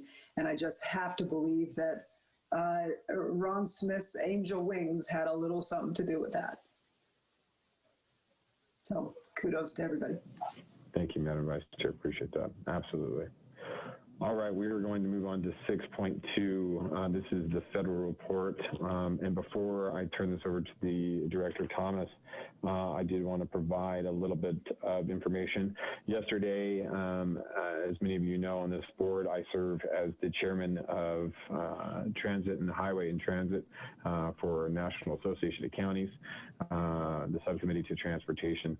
And we were able to participate in a national phone call with the House Transportation and Infrastructure Committee yesterday on a national phone call with senior staff to discuss the subcommittee, which is Highway and Transit. And during that call, we talked about Divisions A and B of HR 2, which is the Moving Forward Act. And one of the biggest takeaways that we got from that yesterday was that in the coming days, that we'll likely see a mostly clean extension of the FAST Act through FY 2021, which included a CR that Congress will pass to fund the FAST Act that was set to expire on September 30th. When both of the FY 2020 appropriations for the FAST Act will expire. So it was a great discussion yesterday. Looking forward to those clean mock-ups of HR 2. Hopefully that'll go to the floor and get those extensions for 2021, which are absolutely necessary for our continued funding for our transit and also construction and infrastructure here in Northern Nevada. And with that, Director Thomas, I'll turn it over to you. Thank you, Chairman Lucy. Well, you stole my thunder. That was the main update that I was going to provide too, is that it looks like the continuing resolution was going to be the direction moving forward to at least fund us hopefully for one more year.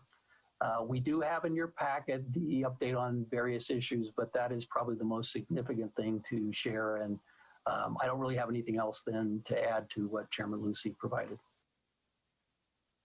All right. Anything else on the federal report for any of the members? Seeing none. All right.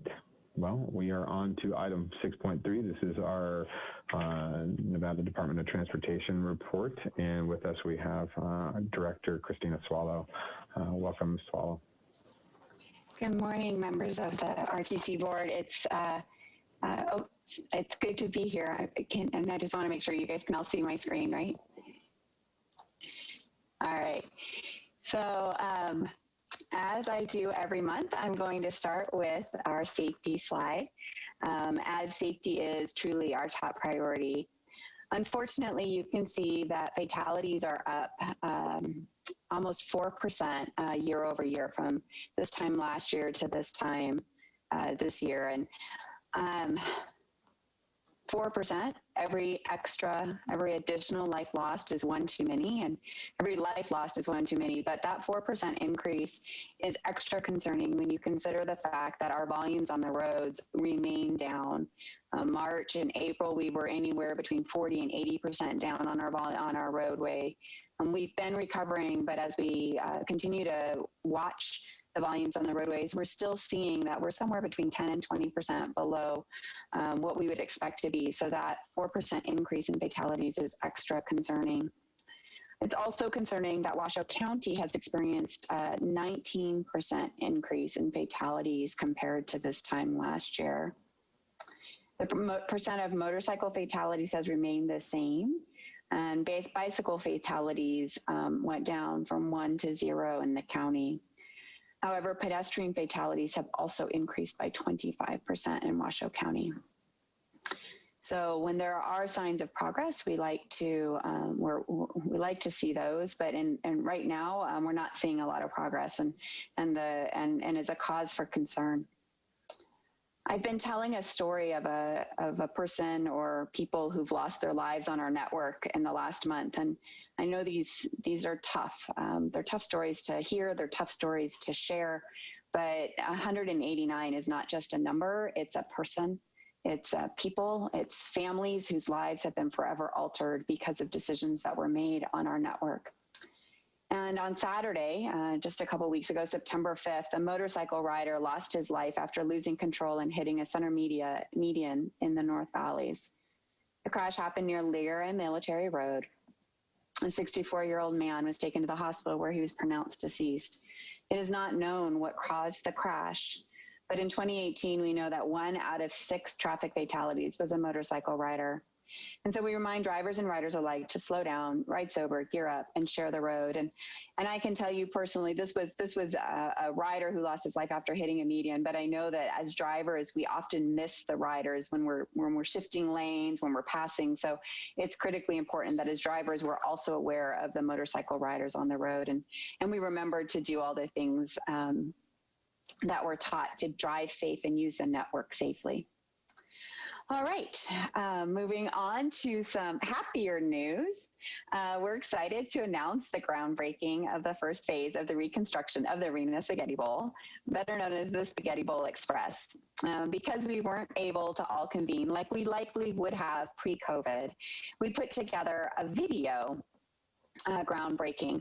And I have to tell you that in the future, I hope that we do both. That we do an in-person, and where we can, we do a video, because being able to have the life of this and being able to share it with people who maybe wouldn't have been able to attend an in-person is fantastic.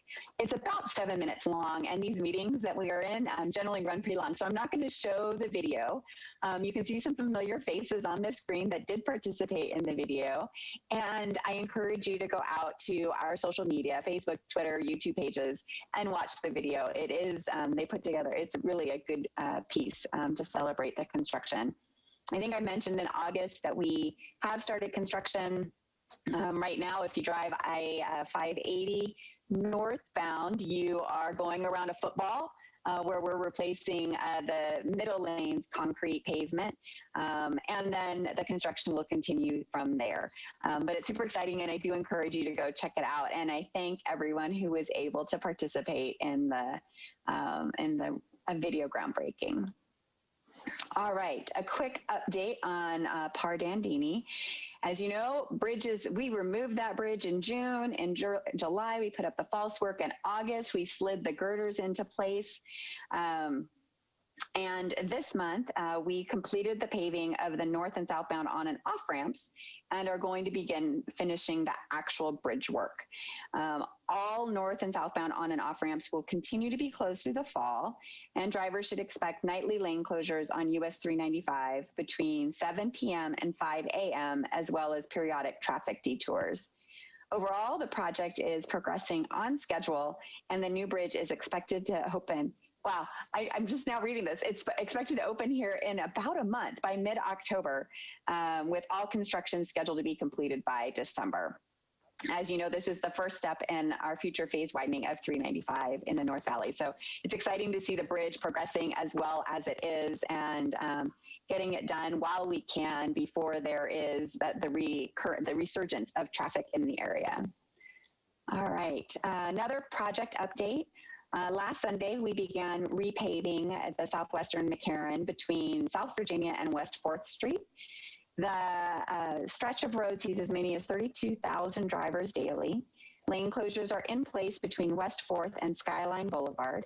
Single lane closures will be in place Sunday evenings through Friday mornings from 7 p.m. to 6 a.m. nightly. One lane will remain open at all times, and business and residential access will remain available during construction. Intermittent turn closures will take place for paving at intersections, including West 4th, Mayberry Drive, and Plum Lane. The minimal traffic delays will be the norm, but some delays, we do anticipate some could reach up to 30 minutes depending on the construction activity at the time. Daytime weekend single lane closures will also take place next month for paving. And the work will move towards South Virginia in October and November and continue into next year as paving temperatures are reached. You may recall that we resurfaced both directions of McCarran between Greensboro and Mayberry in 2017, and that the interim improvement has provided a smoother ride until the current road repaving could take place. And I don't need to dwell on this a whole lot. Bill already covered it, but I just want to say huge congratulations on receiving the grant. As Bill mentioned, grants like this are few and far between. I should say they happen all the time, but actually winning the grant is few and far between. And it really shows the quality of the project and the value of the project to the community that the DOT was willing to provide this extra resources. We are definitely looking forward to working with the RTC on advancing the project, and Vaughn will do what we can to get it done as fast as we can. But I am just going to note that we're like basically in 2021 already. So 2022 isn't that far out. So we're going to do what we can to get the project out, and just really want to just pause and celebrate the fact that we won this grant. It has been a good year in terms of federal funding to the state. So. All right, speaking of good years, it was in August, we were actually ranked best overall transportation infrastructure of any state by USA Today. So that was good news to have that ranking. Now, I'll note that we weren't number one in any of the categories, but between our share of roadway and poor condition, we're the 14th lowest. We only have 13.7% in poor condition. The number of structurally deficient bridges, as you guys know, because we report this pretty often, we're always first or second in that category, with only 1.4% of our bridges structurally deficient. It actually included train derailments, and we don't have a lot of those in our state, which is fortunate, although we did have a pretty significant one. I believe it was last year. So this is extra good news when you consider that we deliver this program while spending less per licensed driver than almost all the other states. There's actually only 4 states that spend less per licensed driver than we do here in Nevada. So we are definitely maintaining our infrastructure. And it's not just us as NDOT, it's us across the state, all of the transportation partners. We are doing a fantastic job, and we should celebrate the good news. And then lastly, I always do want to follow up when I get comments or questions from board members. And last month it was a little awkward because we had the technical difficulties, but Vaughn had started to ask a question about Pyramid and Calle de la Plata. And it reminded me, and he called me and we had a follow-up conversation about it, so I understood a little bit more. It reminded me that back in February, we had a conversation about our active signal warning systems, advanced signal warning systems. And then we went into COVID. So we gave you an update, we went into COVID.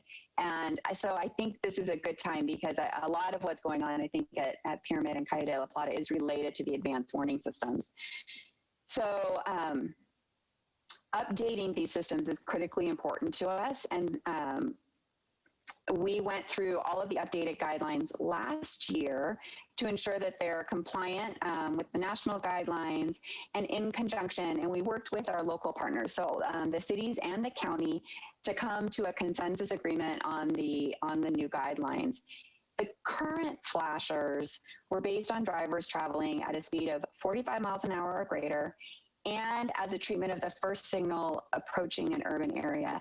And as you know, and we hear a lot during our meetings, the communities are changing. And they're changing dramatically, and they've been changing over the years. So the context in which these were initially installed has changed. And as a result, we are going to be updating the operation of some of the advanced signal warning systems to align better with what is actually out there today. In total, there's roughly 15 across the valley that we will be changing and updating to be in conformance with the new guidelines and also in conformance with the new context of the roads on which they're on. In the next several weeks, we'll be doing a public outreach public outreach campaign to help make sure all of our community members are aware of what is coming up and how those changes will be rolled out and so they can be better prepared for the changes that are coming. Hopefully that will help address some of the challenges at the Pyramid and Calle de la Plata intersection. And if it doesn't, we will continue to work to try to see what we can do to improve the safety across the valley, not just at that intersection. And that concludes my report. Thank you, Director Swallow. We always appreciate it. And we do apologize last month for our technical difficulty where we had to quickly convene the meeting. I want to thank you for your constant, continued support for safety across our region and all our roadways. You guys have done a tremendous amount of work to keep our roadways safe, and that deserves a record amount of applause for all the work you guys do out there. I know you guys are out there constantly keeping our roads safe, so thank you for that. One question I do have before I jump into some of the other commissioners' comments, I know we talk about safety, and safety is a big deal. And for me, obviously, Mount Rose Highway is a major one. That is a thoroughfare. Not only goes right through the heart of my district, it is a state highway that is a gateway for Northern Nevada to Lake Tahoe. And after you pass Thomas Creek Road, the last light on there is no more lights or signals until you get to Incline Village. Callahan Ranch Road, though, however, continues to be a straightaway, which is about a mile and 1.2 miles past the Thomas Creek Road interchange or light signal there. And we have continued to see not only fatalities on that stretch of road, but high speeds. It is a steep road that has consistent challenges. You know, and we've advocated, I know Commissioner Hartung and myself have advocated for that road to have a signal multiple times. But most recently, as I live in that area, I've seen the damage that road can cause. And so, especially with the smoke that we've seen here in Northern Nevada in the last few weeks, visibility is low. You're starting to see people race in the center median up and down. I've spoken with the sheriff, and I know DPS is working on a joint task force to address some of the speeding on there, but you can't always have an officer there. It just doesn't make any sense. So potentially, you know, as a speed reducer to adjust that and put a light there. And now I know there are some challenges that I've spoken to engineers over the years that putting a light there would impact trucks, you know, having to slow down and stop and increase potential traffic incidents going up and coming down. But I think it's something that we still need to look into and really think about investing some time and money into, because there are significant accidents, because you do have entry from both sides of the road, both north and south, from Callahan Ranch Road and from Mountain Rock Farm Road area. And it has some significant impact, especially when people are traveling at speeds of 60, when that road is 55 miles an hour, but people are traveling 65, 75, sometimes almost 80 miles an hour plus up and down that road. So I think we need to have that discussion as we pertain to the safety, because as you pointed out, one life is one life too many. So we want to continue to look at that. Thank you. Commissioner Lucy, I believe we actually are doing a corridor study in conjunction with the RTC on that. I don't know if it extends up to Callahan Ranch and or what we're looking at, if we've done an intersection control evaluation of that intersection recently. So I'll follow up at our next meeting. Yeah, thank you. I mean, as of last 2 weeks ago, we had an accident there involving a high-end Porsche that was traveling at speeds over 100 miles an hour that crashed just off the side of the road at 10 p.m. That Truckee Meadows Fire Protection District had to respond to, involving all 4 of the patients in that car going to the hospital in intensive care. So I think when we talk about those types of roads, and it is a straightaway, something I would definitely appreciate NDOT taking a look at on a greater level. Thank you. Appreciate it. Any other comments from the commissioners? Madam Vice Chair, I see you first. Thank you very much. And I did want to thank Director Swallow for her update and all of her work as it relates to safety and collaboration in our region. I really do appreciate that. And your presentations are always so good. And as I think Commissioner Hartung said earlier, the visuals are really tremendous, and your work in that regard is really appreciated. One of the questions that I had, though, is kind of unrelated, but it relates to a partnership that we have with NDOT, and it's somewhat relative to the work we're doing on the potential acquisition of the Governor's Bowl. And I know that there has been great progress on that made between all of our jurisdictions and you and Cole and the governor. And I know that I appreciate your attention on that. There is some concern that because of the right-of-way that you guys are needing to reserve for the Spaghetti Bowl expansion down the road, that it may not fit the needs of what we're seeking with a super shelter campus sort of site. My question is this. I see that the DMV is moving out on November the 2nd. Into its new facility. I'm thinking short-term and long-term. Are all the personnel exiting that building currently on Galletti on November 2nd, or are some activities still remaining there? You know, I don't know what the DMV is doing. I will find out and get back to you. I do understand, though, that we actually have a planned use for that site. And I think Cole has been working to find a way that we could advance initiatives on the Governor's Bowl. So it's probably two-part. I don't know what DMV's current plans are or their timeline, but I do know that we actually had planned use for the Galletti facility. Okay, and I think I had heard that and I understood that. I think what I'm kind of alluding to is we, of course, as a region are grappling with a significant spike in homeless issues, particularly as winter approaches. We are going to need a facility with some heat to help get us through the winter, to get us to the Governor's Bowl. And we are really struggling with a potential interim location that is appropriate in size and heating. So I'm just putting it out there if there might be an opportunity to partner if that building or portions of it are not being utilized over the winter months. I don't know how quickly you guys are getting in there to do TIs or any of that stuff, but we are in a rather desperate situation, and I would have been remiss if I didn't ask this at this time, because we are asking everybody who might have a facility of space and heat and appropriate size to help us get through this winter. So I will see what I can find out. Thank you very much.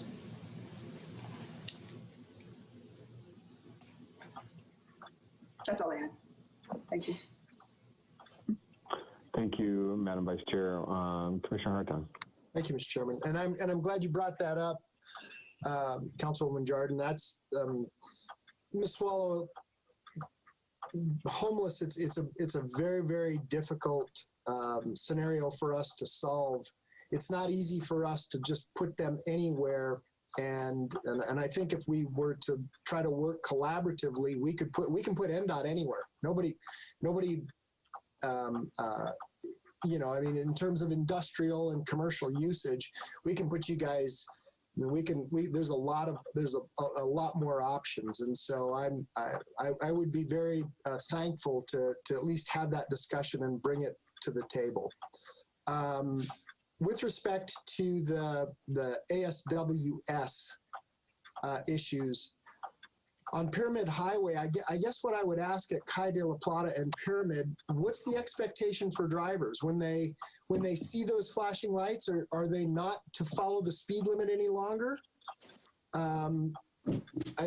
because in our last meeting, I had a fellow who called me who blew through it on the red because he physically could not stop towing a 4-horse trailer, even in a dually, in a very large vehicle. So those active, I got a lunch meeting with Melinda, and I'm going to be back. Those active ASWs are really important. Okay, thank you very much. Oscar, can you mute your phone, please? Oscar. There we go. So the active ASWs, at least, and especially if they're set up right, it gives those drivers a fair amount of advanced warning. And this guy who encountered this issue, he told me, look, I was doing 55 miles an hour, which is what the speed limit is through there, and he had no warning that the signal was going to change, and because of the distance even of the advanced warning lights at that intersection. So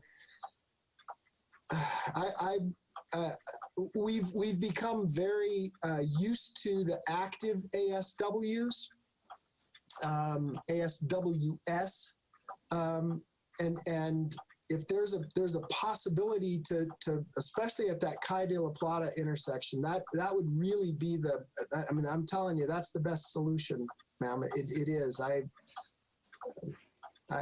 don't drive it every day, but I know that there's a huge volume of traffic. I would love, have you guys done traffic studies going through that intersection? Commissioner Hartung, I don't know if we've done specific traffic studies in terms of response to your question on this. I can take a look. I do know that we have been working with the cities and the county in terms of developing what the advanced warning system is going to look like for the valley, and in part because speeds and context of the road has changed. So the context out at Calle de la Plata has changed over the years. It is a challenge. One of the challenges I think we all have is understanding the nature of our vehicles. And so, yes, we do have posted speed limits, and you should always be driving the posted speed limit, except for if your vehicle can't respond in the expected time for a signal. So if you need more stopping distance, you may want to consider driving a little bit slower.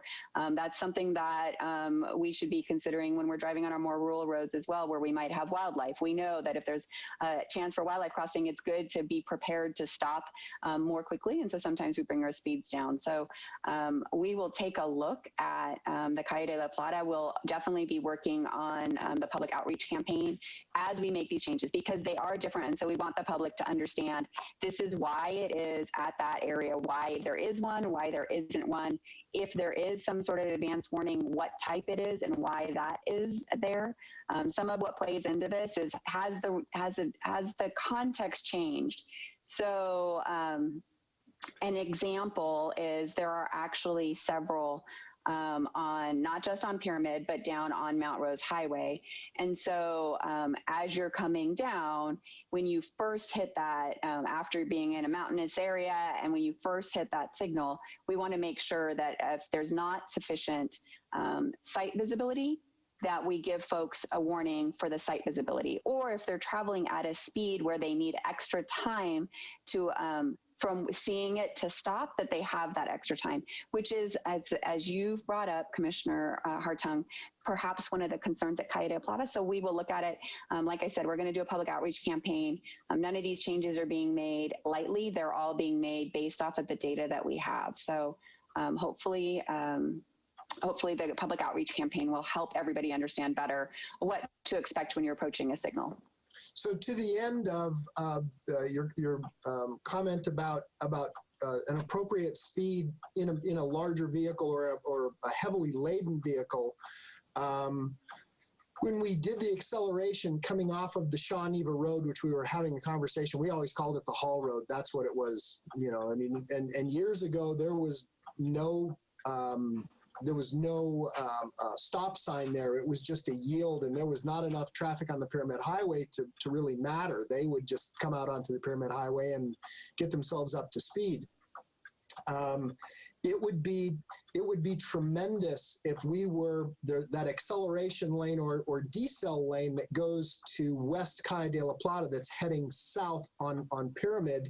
If we could get initially, and I don't think it's that big of a stretch. In fact, the total stretch I know is less than a mile to get it to the 2-lane road, so that the acceleration the acceleration lane on the south side of Calle de la Plata went all the way to where it widens out. That would give those larger vehicles the opportunity to move over to the right, and faster vehicles could pass on the left.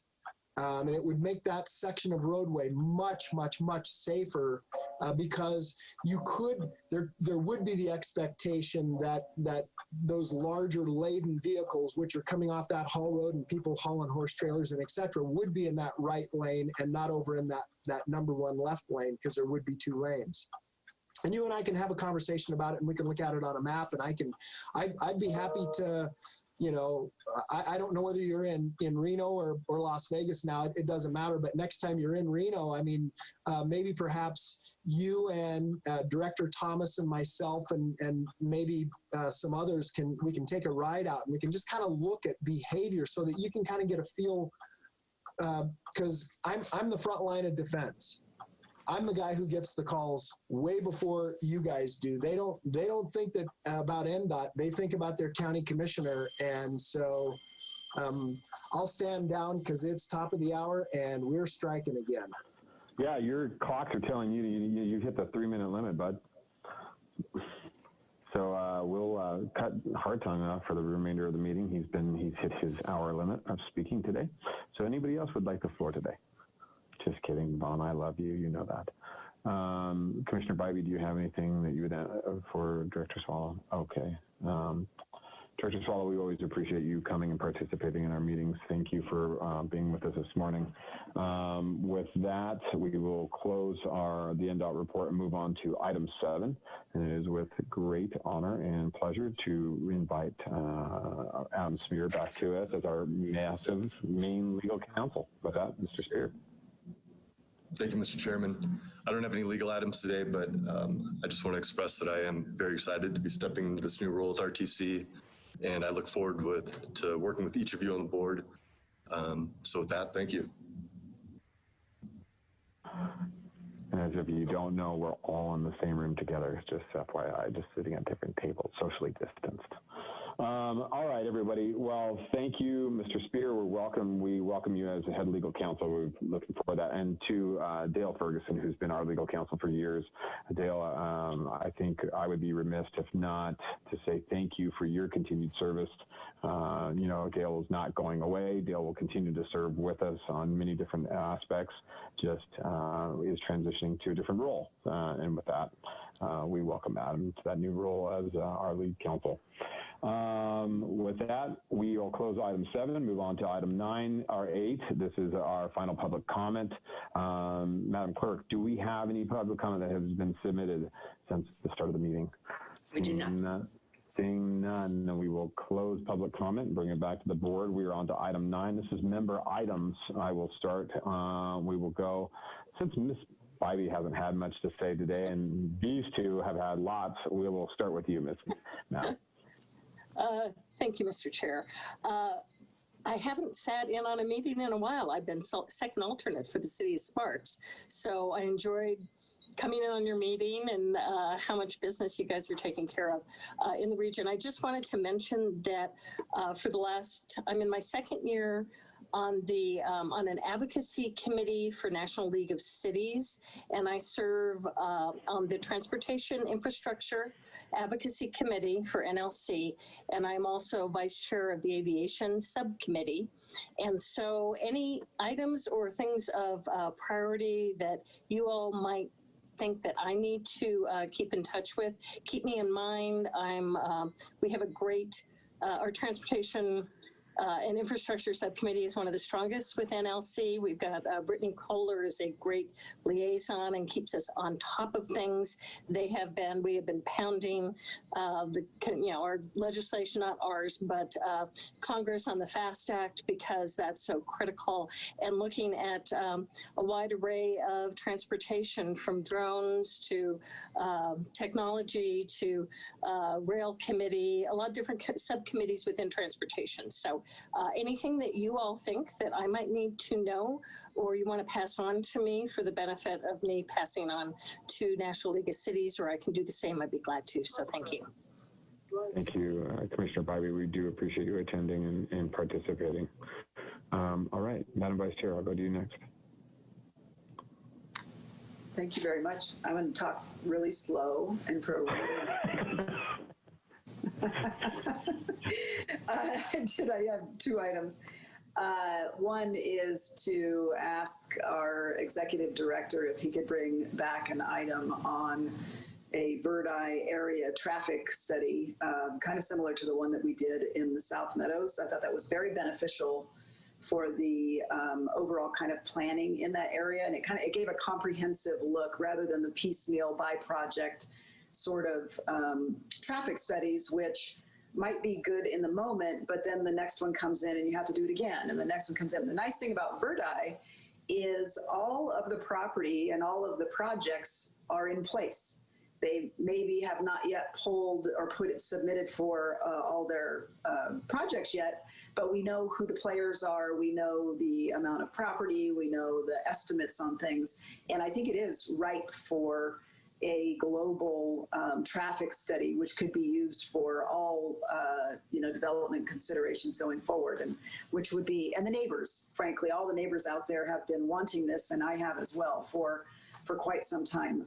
So any way that we can talk about that and figure out how we might fit that in and do the funding, because those projects are coming for sure. So that's one. The second thing is, and we learned this through the process of the Prater project, and then certainly we made improvements for the Virginia Street project, and we do a great job of our outreach to the community on the front end. We got much better with Virginia Street than we did on the fourth Prater project, and then we had a great contractor, great communication with the businesses throughout the Virginia Street project. I want to make sure that we discuss how the RTC continues to play a role once the project is complete. And your recent video showing how the Virginia Street functions with that new median and the reasons behind it and the safety measures and the flow and all those sorts of things, not only were great to emphasize the safety considerations and the traffic congestion considerations, it also sent the message that business is open again. The street is open, come back down, come back. We're very protective of the businesses on the front end and during construction. I want to make sure that we continue that business promotion, for lack of a better term, road promotion, safety promotion after the project. We did better with Virginia Street than we did Prater McCarran, and I would hope maybe we could work that more into our programmatic sort of approach as we go forward, because I do think it's important, and certainly to the businesses, they want people to know that the project's done and they want people to come back. You'd hate for us to have gone through all of that expense, time, and impact, and for those businesses to be negatively impacted for the long term when we could help facilitate awareness when the project's done. And frankly, tout what a great job it turned out to be, and everyone should come and celebrate. So that was a long way, and I stretched it out on purpose, Chair Lucy.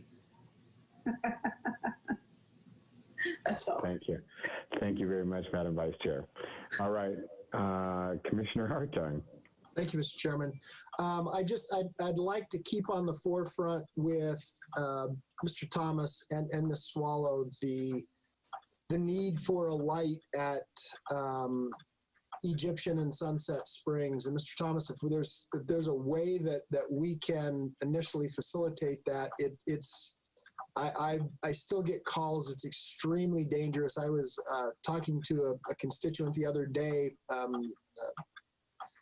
I'll refer to her because she's about my age as a not an older citizen, but someone who was very not unwilling to take risk.